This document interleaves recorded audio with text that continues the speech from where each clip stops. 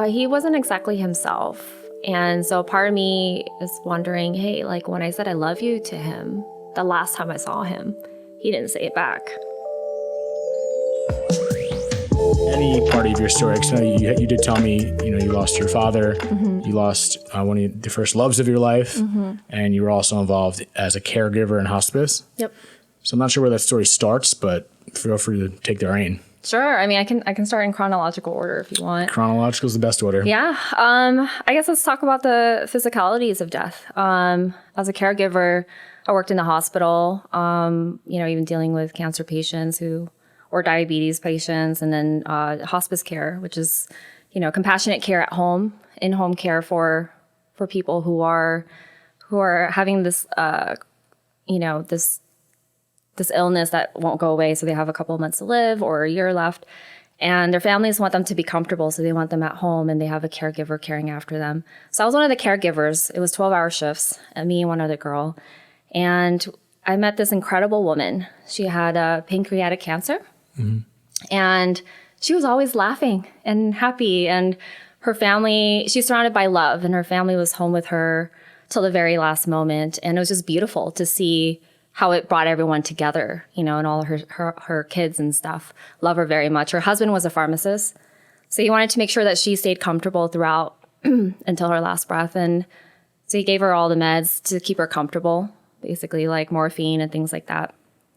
And I just noticed, wow, how does someone stay so happy when they know they don't have that much time left to live? And that made me look at my life differently too, where it's like, okay, well, how would I want to go? I used to think, you need to, like, everybody passes away in the hospital. I didn't know that was even an option, to be home. That sounds better off the bat. Yeah. I mean, you're comfortable, you're at home, you're around people you love, and it's not as cold. I feel like the hospital is a little cold. And I noticed things about her body kind of going through these changes, especially the last week of her life. She had mottling, which is, I don't know if you know what that is. No, please explain. You can tell by my face that. Oh yeah, I know.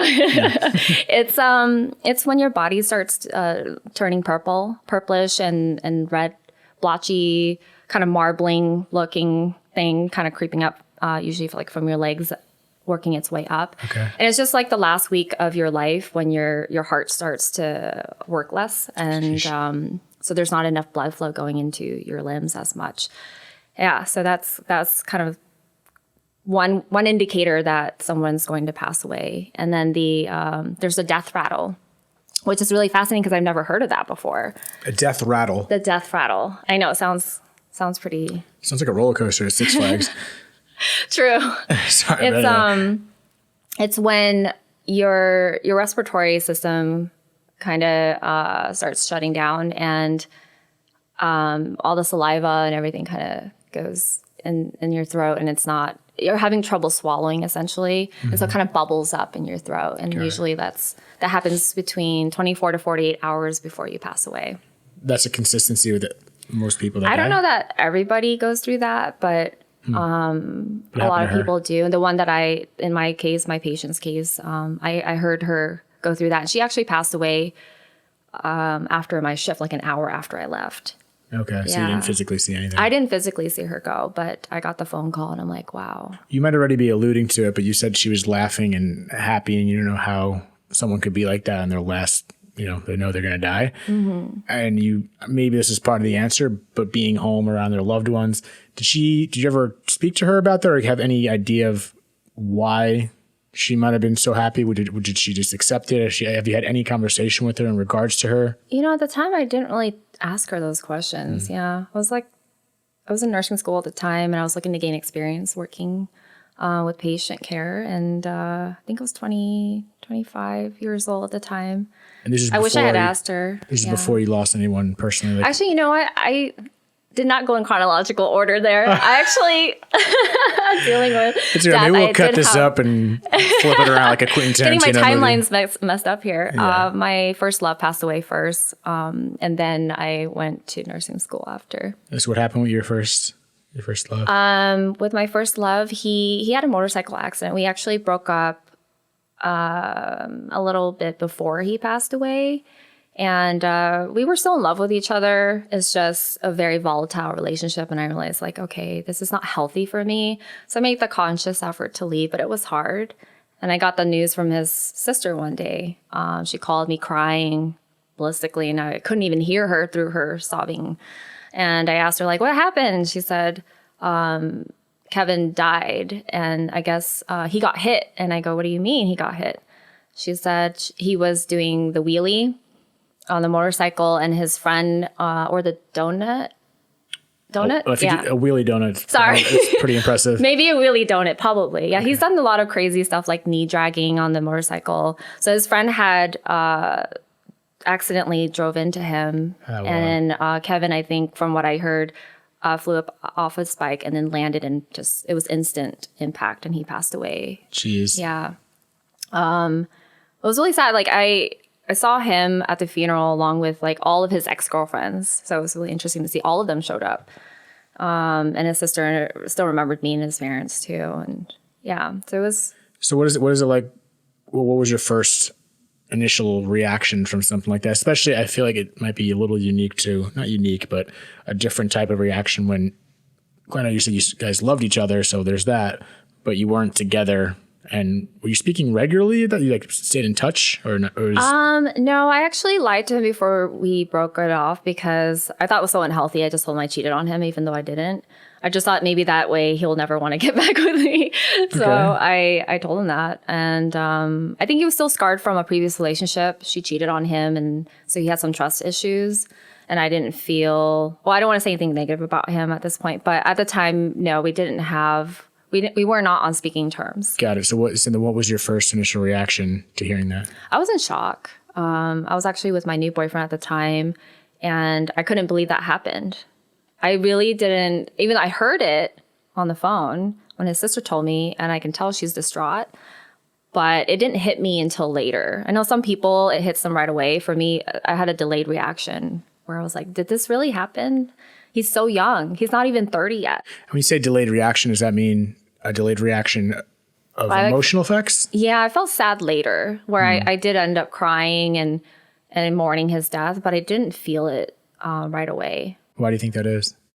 I think it's processing what just happened and coming to the realization that it did happen, accepting the fact that he died. I think acceptance is hard for a lot of people, even just knowing like someone they love is going to pass away soon. A lot of times people are not prepared for it. And I was not prepared to hear that news. And was that your first experience of someone, in your life like that passed? That close, yeah. I would say so.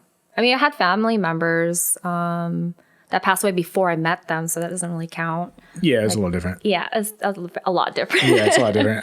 But still, I'm trying to think of the first person in my life that died, but it definitely was someone that wasn't, as they were in my family, but it wasn't as close. There's always it hits you differently, clearly, if you know someone that was intimate like that. Yeah. So I guess if it hit you, I'm just trying to break down your reaction to it, because I kind of I'm curious about the comparison of when we're going to get into losing your father, of how those reactions work. Clearly two different male figures in your life, but I'm curious to see how those two compare in regards to the grief aspect. Like, was there a process for this, or was this something that you more or less, quote unquote, quickly got over in regards to your boyfriend? Or was this a longer lasting? I definitely didn't quickly get over it. I have a strange story around my ex, actually. I always felt like after he passed away, his presence was always around me. I don't know how to explain it. I didn't see anything weird, but I could feel as if his spirit is around me. How so? So the weird thing happened. I would try to move on, but it's as if other men couldn't fall in love with me for a while. And so after some time, I decided at the age of 30, I told my aunt about it, and I said, I think my ex's spirit is still around me. I don't know. Like, I've never been into, I don't know if I believed in, spirits and things like that. But she said, you know what? You need to go see this Vietnamese monk. She had her daughter go because she had experienced her friend who passed away that followed her home. And I just thought, oh, that's interesting. Oh. And very creepy. It was in Adelanto, and he was on the LA Times one time about how like he was traveling and they were looking to set up a temple, and their car or something broke down. Ottawa? Oh, sorry, Adelanto, California. Okay. Well, where in California is that? I think it's 2 hours away. I can't remember exactly where. I thought because we were talking about what's the documentary we were talking about? Walk With Me. Right. What was the guy's name? Thich Nhat Hanh. Yeah, I thought this was a different monk. Yeah. Okay. They're both Vietnamese though. Okay. Yeah. So this one's a monk that my aunt recommended. So I said, okay, sure. I'm open-minded. I'll go. I went on my 30th birthday, and I asked the monk if my ex-boyfriend's still around me, and he said yes.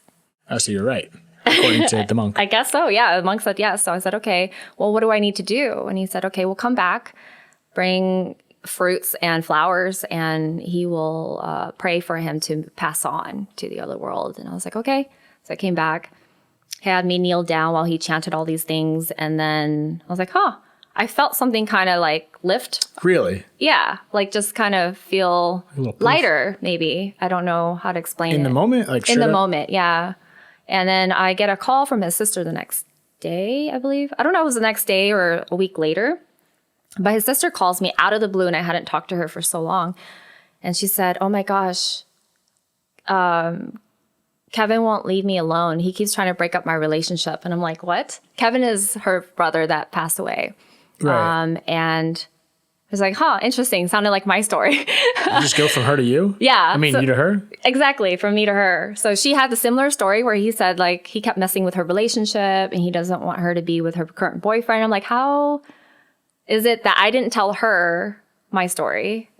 So she didn't even know. She didn't know. I went to a monk about me feeling like her brother was around. Wait, is there any clarification on the timeline? Like, do you think he was doing this simultaneously, or can someone do it? I don't know.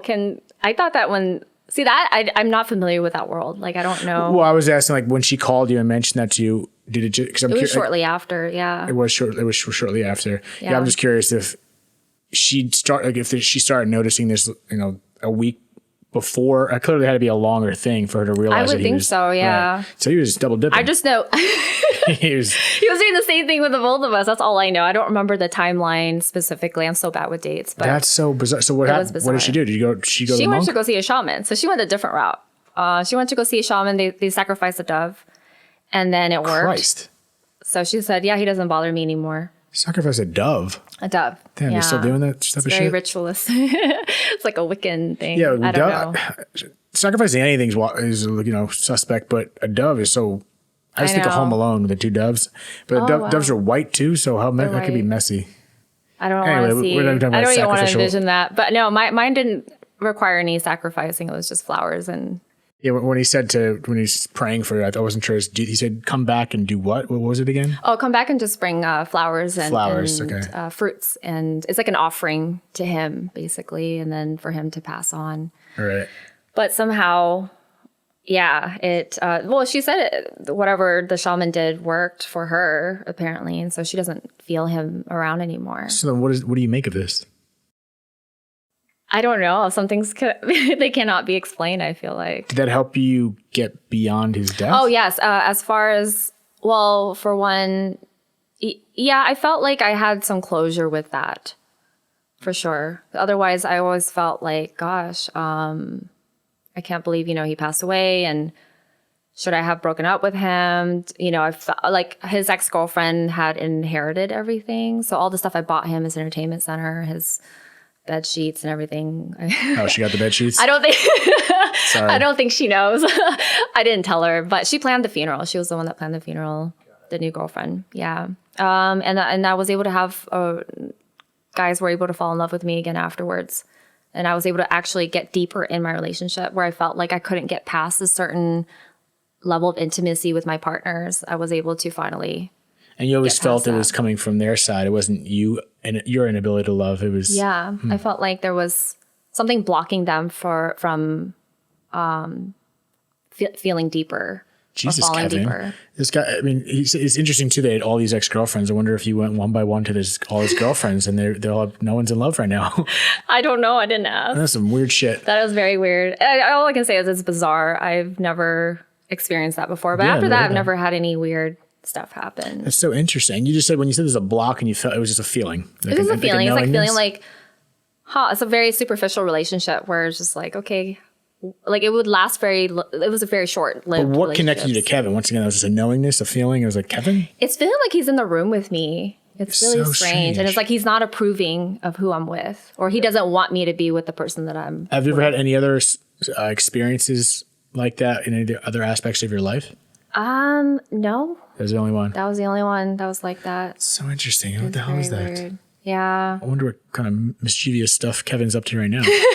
He was a very mischievous person in general. Yeah. Well, yeah, he almost died in the motorcycle when he was 16, and then he was still driving, recklessly, cutting in and out lanes, doing the wheelie with me in the back, and didn't even tell me while we're on the freeway. I'm like, I could have fallen off your bike, That's an interesting mindset for people that are as adventurous as Kevin was. I mean, it's sad that, he went like that.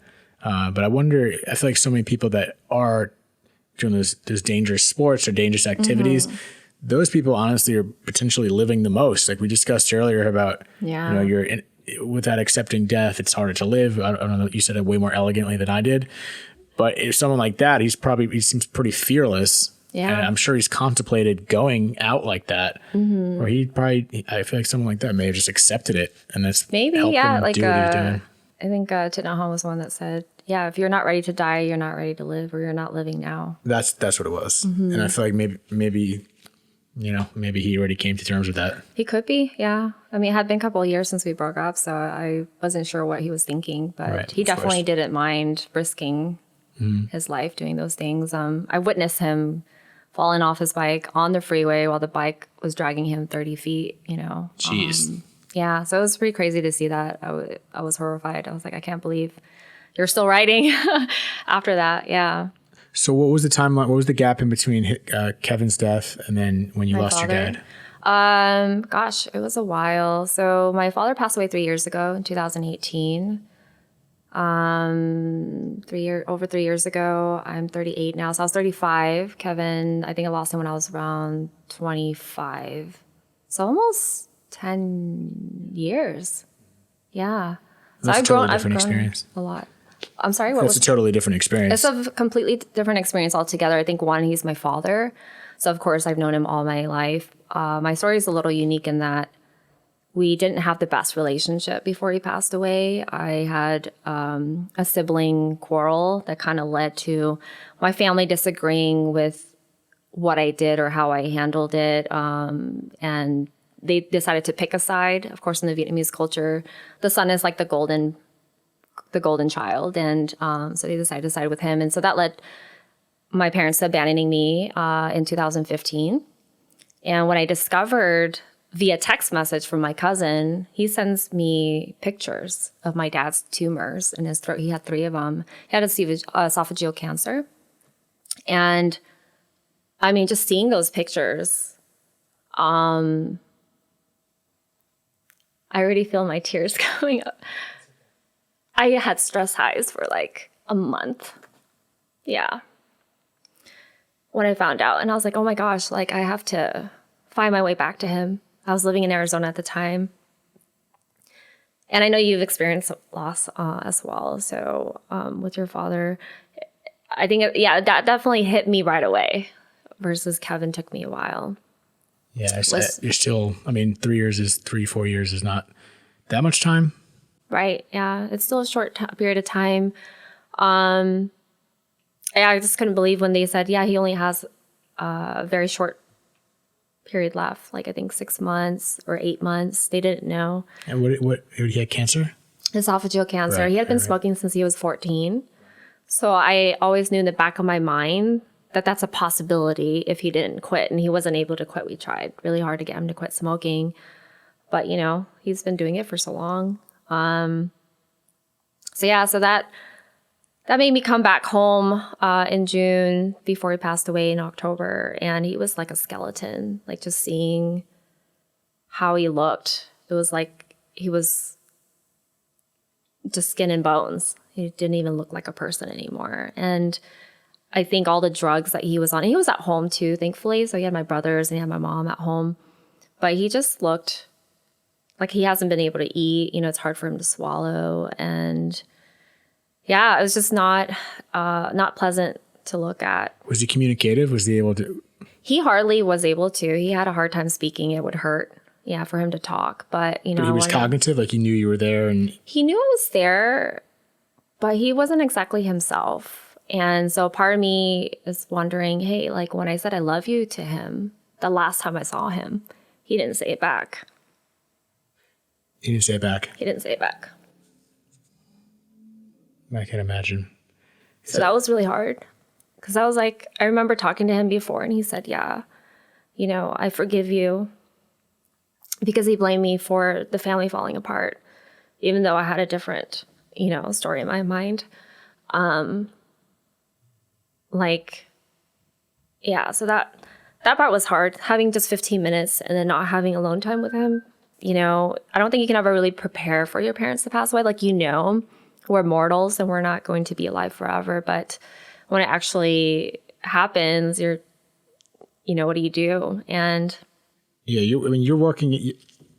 I can't relate, but you're walking into such a tough doors already. Like, you're walking into your father with his last moments, but you're walking into a situation that you just explained with your family. Yeah, I wasn't welcome there at all. They didn't even want me there even while he was dying. I came to visit him, flew in, or I drove in from Arizona. My cousin from DC was in town, so she was like, I'll come with you. I'll be your support.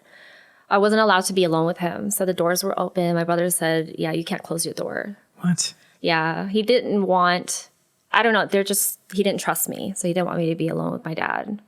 In a sense of, it's maybe speculation at this point, but in a sense of he didn't want you to share any part of your position of the family? I have no idea. It could be that. It could be that he's worried. I don't know. I just did whatever they felt comfortable with. It's their home. I said, okay, well, I wasn't welcome there because he told my cousin, he said, you're not welcome here. You're here. You're welcome here, but Van's not welcome here. Your brother said. My brother said that to my cousin. I'm like, wow. Like, even during these times, I feel like this is the time in the moment where we should put all of the issues we have aside to come together as a family. Absolutely. Yeah, so that was hard. And I was like, okay, wow, I had 15 minutes and I made the trip for 15 minutes. And that was literally the last time I saw him. And I just thought, gosh, how am I going to get past this if he didn't say I love you back? I wrote him a 3-page letter. I said, okay, well, I'm going to try my best. I took all the steps I learned from all of the experts on adversity and dealing with emotional pain, like Tara Brock and Pima Chardin, and I'll talk about them in a minute. But it helped a lot, like just knowing like, hey, I might not be able to get everything off my chest like I did that day I saw him, but I could at least write him a letter. So I wrote everything I felt.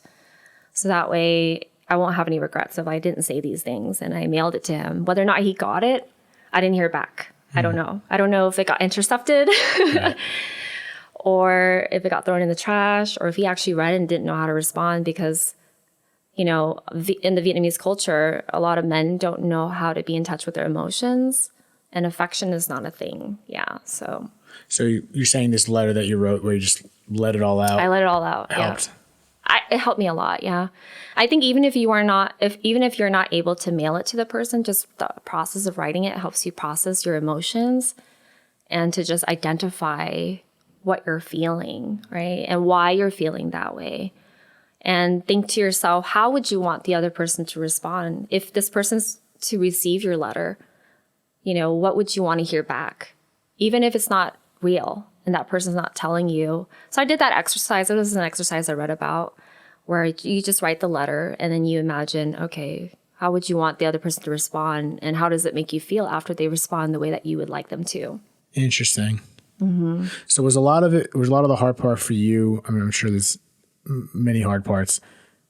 Was just the way it went down based on how your relationship was comparative to just the idea of loss, because I know you alluded to me losing my dad, but I was blessed to have, I didn't have that same transition as you in a sense that I had a falling out with my dad. So when my dad died, I was really mourning the loss of my father, but you're kind of balancing both, like you're both balancing the fact that you just lost your father, but also the exit was so cold, right? Yeah, it was a very cold exit. And it was very much like, this is not my family. Like the 3 or 2 years that we had been apart is as if I didn't have a family. And So I've come to accept that for a while, where I'm like, okay, I'm going to have to live without my family. What is it like not to have parents? What is it like not to have siblings that you're used to having around you all the time? And I think it also triggered some family trauma for me too. Seeing how they're dealing with it rather than embracing me and calling me and saying, hey, your father just passed away. So when he passed away, I didn't get the news from my family. I got it from my aunt-in-law. So she's not even blood related. Well, she is kind of, she's still family, but it was different hearing it from, let's say my mom called me and told me the news. Yeah, I can't even imagine. So after you wrote that letter, what were you feeling? Like you said you felt better, but what's the process from there? I wrote him a letter, and then I did this Buddhist thing. My mom's Buddhist, my dad's Catholic, so I grew up with both some of the traditions, I guess. So I bought incense. I lit the incense. I had a picture of my father as I was lighting the incense, and I put it in a cup of rice. And I talked to him as if he was in front of me. How long after did you start this process? Pretty much like right after I mailed the letter. Yeah, like maybe a day or two. I decided, you know what, I'm going to take this time to really mourn him. This is before he even passed away. So I had already been preparing for that moment. And I just thought, okay, well, I need to do it now and prepare for him to pass on. I do believe that sometimes having too much attachment is a bad thing. And for me, it's not that I want him to die.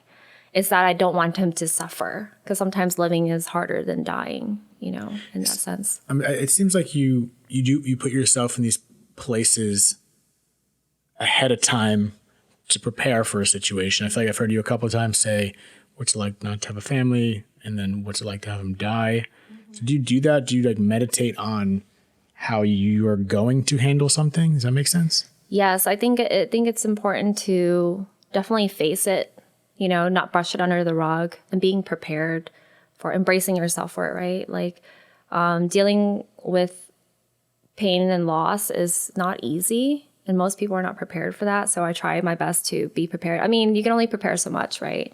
Right. And you had some buffer of preparation because you knew he was going to pass. Exactly. Like I kind of in my mind already knew, okay, well, he's already had, COPD, and he had been smoking for a while.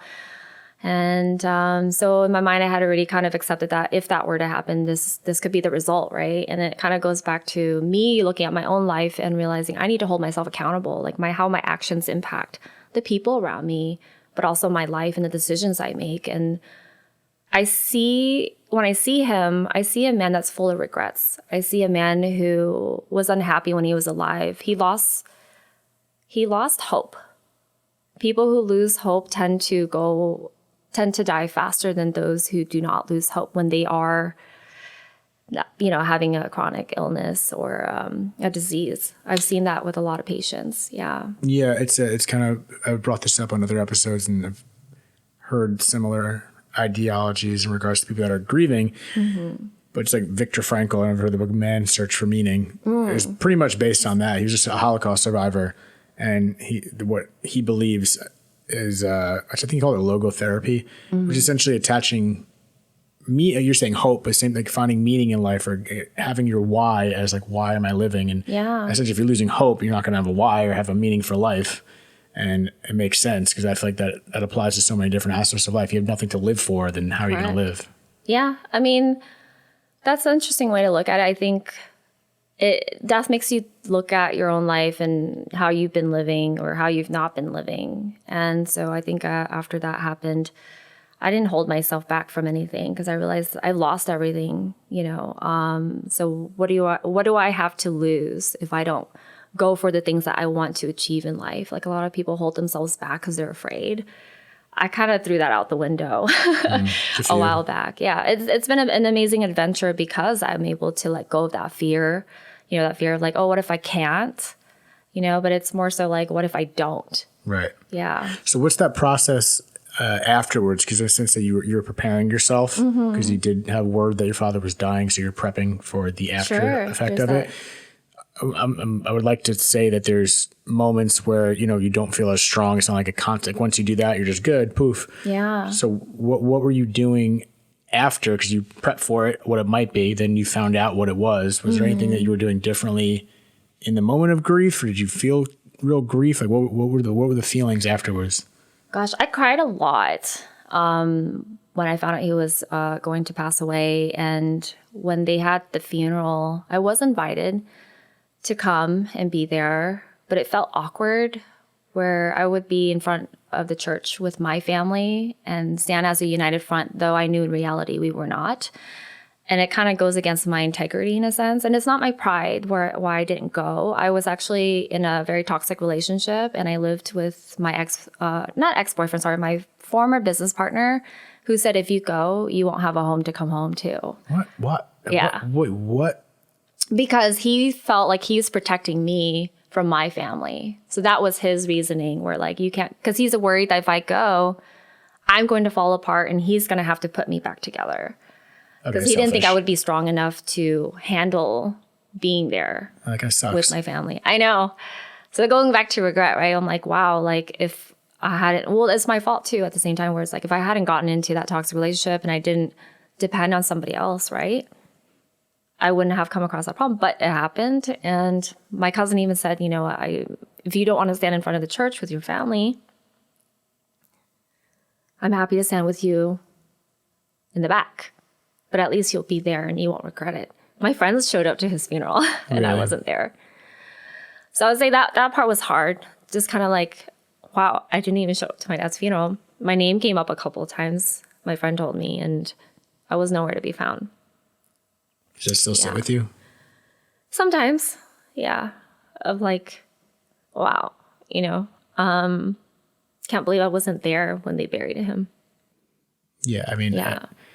That's definitely got to be something that it could be easily regrettable, but in the moment, you know, things are happening, you feel a certain way. So I think now it's easy to look back at something. I think that's hence why we have regrets, to look back at something. We're just different people, right? Absolutely.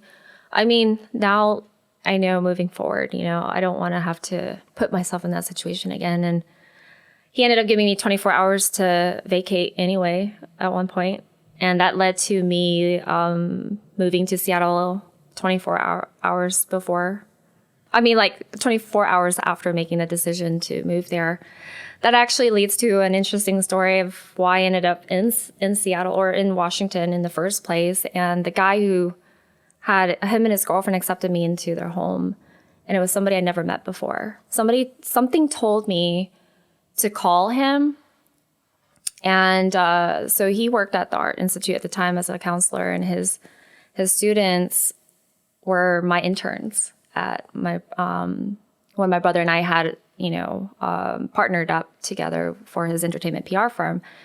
And so he knew who I am, you know, who I was and who I am. But he, you know, I just didn't know, like, why am I telling somebody I'm not that close to the situation that I'm in? Like, I have 24 hours to vacate and I have nowhere to live.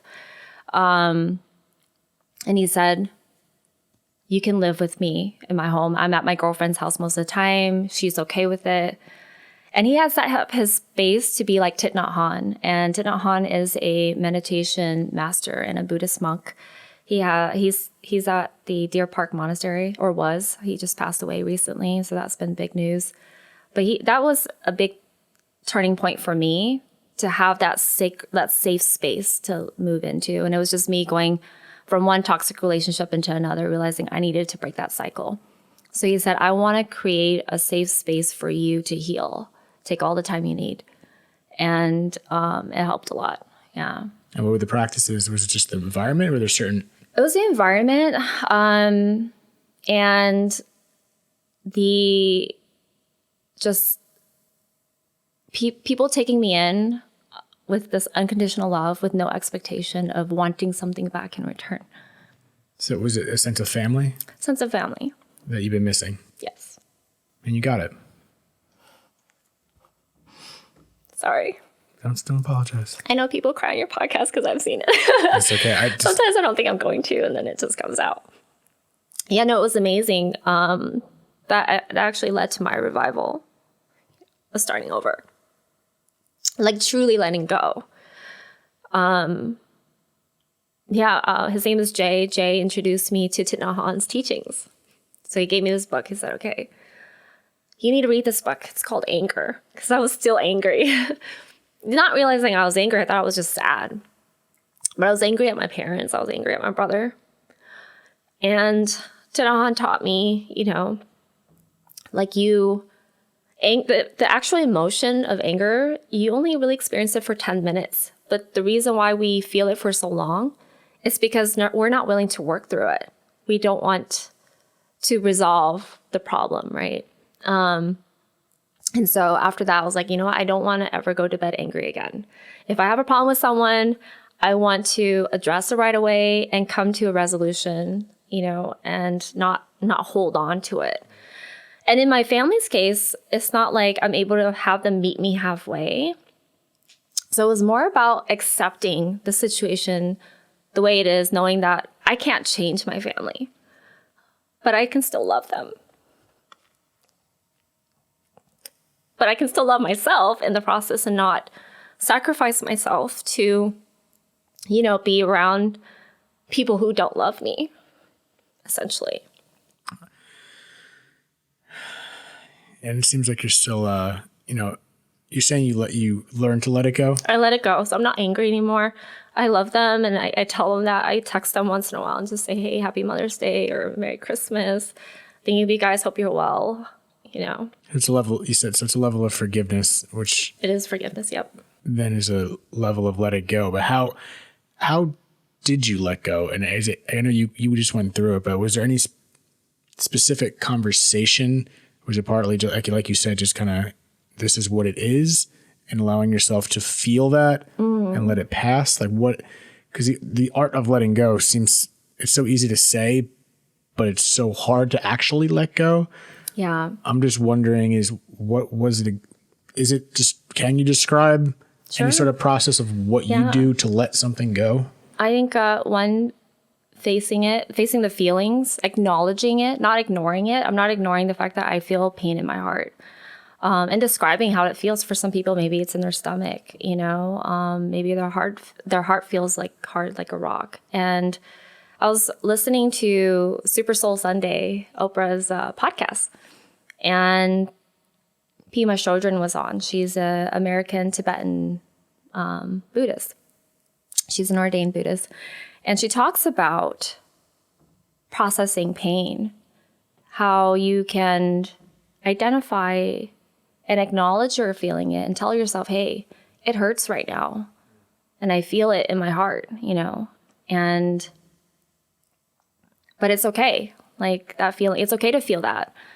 I'm not going to ignore it. I'm still human. And then just taking it in and just inhaling it in and really sitting with it for a while. And then exhaling all of that out and just imagining like black smoke coming out from underneath me and into the floor and dissipating. And that I think imagining that kind of helps you, that exercise of letting go of the pain and just saying like, it's okay to experience the pain, experience it, sit with it, and then release. And do you feel like you fully, in your head, do you think there's still healing to do, or do you feel pretty? I'm at peace now. Yeah. Yeah. Yeah. No, I've been ready to see them. And I saw them for the first time in 5 years this past Thanksgiving. Your family? My family. They weren't, when I moved back from, so I guess long story short, when I left California after the whole disowning situation, I lived in like 5 different states or something. And then from Pennsylvania, drove all the way back to California because I felt like I needed to make sure I don't have any regrets, that I do make the effort to see them, whether or not they are ready for me.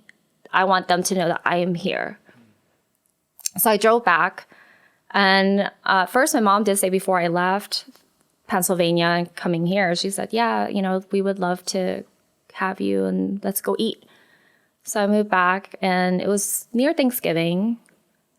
I didn't hear back from her when I texted her. She said, I'm not ready to see you. I was like, it's been 5 years. Yeah. If you're not ready to see me now, I don't know if you'll be ready to see me in 2 weeks, which was Thanksgiving. And so that kind of broke my heart at first. Because I thought 5 years, why wouldn't you want to see me? It's been a long time. And then my aunt's now like dying of pancreatic cancer. So she had a deathbed confession with me recently. And my mom finally called me, or not called me, sorry. She texted me and said, we would love to have you at Thanksgiving. I got 3 text messages at the same time. So my cousin had said, come to my house everybody's going to be there because that's where they're celebrating Thanksgiving with the entire family. And this is the cousin that's pretty much been the most supportive one that's been... Oh, sorry. So this is a different cousin that was hosting the Thanksgiving party. Okay. Yeah, sorry. So his wife's like she owns a catering company, and she usually does host the Thanksgiving parties at their house. Got it. And so he said, yeah, come. Yeah, we want you there. The family wants you there. And I was like, oh, that's great. Apparently he had convinced my mom to have me go. How'd it go? You know, I didn't feel like she was my mom anymore. I think like that cord has been severed in terms of that bond, mother and daughter bond, because it's been 5 years. And I have surrogate families in different states. So I have a surrogate family in Indiana who showed me what unconditional love like a family is like. I got to spend Sundays with them, you know, go to church with them, have meals together. So I've never experienced that before until I met, you know, my ex-boyfriend's family in Indiana. So I'm very grateful that even though I didn't have my family, I was able to experience the same kind of love from other people. But I saw my mom. So we embraced each other with a hug, and it was like everybody's watching us. That's awkward. It's like they're waiting for that moment because they know like they haven't seen each other for 5 years. And so we hugged each other. It felt kind of obligatory at the moment. And just like the small talk, hey, how have you been? Are you well? And she was like, oh, I haven't been able to sleep, since your father passed away. It's been hard for her. And she's stressed out all the time. Like, oh, wow, like I didn't know. And my brother wasn't ready to see me. So he sat down for 2 minutes. I decided to plop down next to him with my food. Just small talk, like, hey, so how's Brian, my other brother? Brian didn't come to dinner at all. And then Steve was like, yeah, he's doing good. He got into a leadership position at his company that he's working for, and like some cell research company. I'm like, that's awesome. And I guess he got uncomfortable. So 2 minutes later, he got up and just walked away. I tried, what can I say? I tried. Yeah. I think what I'm taking from you, which is an important lesson, is, you can only control so much. You can only control how you feel about things, how you see things, and how you react. And, I know as much as you just told me, but at least it seems like you're working on yourself. Yeah. Absolutely. I've been working on myself for a while now. Yeah. Adversity definitely is character building, and that, like you were talking about, accepting what you can't control, building your resilience and being flexible, right? Not having those expectations that things need to go your way. And I'm okay with that. So I came in knowing that it might be awkward or they might not be ready to see me. And I'm okay. I'm still happy with who I am. I think at the end of the day, as long as you're doing the things that best align with you and you're living with integrity, you're living to build your character every day, you don't really have any regrets. And I think for me, I'm at this point where, if I die tomorrow, if I die tonight, I'm completely happy with the way my life has gone, regardless of those hardships, you know? Good. Yeah. Well, I'm proud of you. And in regards to, your story of losing your father and your ex-boyfriend, it is an interesting dynamic because you lost a family, and it's not death, but there's so many comparisons of loss that don't necessarily mean the death of someone physically. So, it seems like there's losing your dad's one thing, but losing a family is even more continual in your everyday life. And it is, yeah. For some as long as you're doing those steps, working on yourself, I truly hope, I don't know, I'm not speaking for you and what you want, but I do hope they come around and find some way of, reconnecting, because it seems like there's still plenty of love in your heart, and I hope it finds their way. I love them regardless. And when they're ready, I'm here. I moved back to California permanently. So to be close to family and friends, and I'm very blessed. And, I don't regret the things that I done. I did it because it was in alignment with who I am, and I knew I was doing the right thing. And sometimes doing the right thing is harder than it has. People might not always react the way you want them to, but as long as you stand up for the things you believe in, I don't think that you'll have any regrets that way. And now it's like I can be fearless in the things that I do and take the risks I don't normally do, because you only have one life to live. So do the things you want to do and go for it. Don't hold yourself back. I had somebody from high school say, I look up to you. I'm like, what do you mean? We graduated the same year. You act as if I'm that much older. And he's like, no, it's just you're putting yourself out there and you're doing the things that a lot of people I know from our high school or from our, age group didn't do. And I'm like, well, what's holding you back, when I was in Seattle, all these opportunities came and I was always very open to it. And it was amazing because I don't think that I would have taken it on otherwise because of fear, fear of like embarrassing myself if I went on stage to speak. Or I did my first podcast interview in Seattle as well. And it took me being vulnerable and courageous enough to share my story of adversity on her podcast. And I'm doing that again today. But, I think you are. It's interesting what you're saying is, the fear that gets a hold of someone, no matter what it is. Mm-hmm. I was told a quick little thing called fear and flip. I was told it was called, it was like when you have the fear of what it is, just flip it in the sense that I feel like when we do build this fear, you focus on the questions that you're asking. It's just like, oh man, what if I, like you just said, what if I fail? What if I this? What if I that? Okay, well, that's fear, but flip it. Okay, and say the opposite. So if it's something bad, you just say the opposite. Like, what if I fail? Like, what if I succeed? Right. And it sounds corny, but I mean, we kind of talk to ourselves in forms of questions. When you really think about what we're doing, like, oh, I'm going to go talk to that girl, or I'm going to go talk to that guy and see if he wants to be on my podcast. But what if he says no? But what if he says yes? Right. And it's a totally what's flip the of a worst that mindset. can happen is they say no. Yeah, I mean, but it seems like we're always planning out what the worst is, and at the same time, instead of maybe it's going to turn out great. And if it's not that it always is, but like just fear and flip it. And it's just, I think that's why, like you said, a lot of people are fearful. They're not flipping it and they're not looking at it as like, okay, maybe this will work out. Why not? Yeah, take a chance because things might work out even better than you imagined, and then you'll be glad you did. And if they don't, well, fuck, Well, here we are. It is what it is. Whatever's meant to be will be. And that's how I live my life. I will, instead of stressing about things that we don't have control over, I focus on what I can do.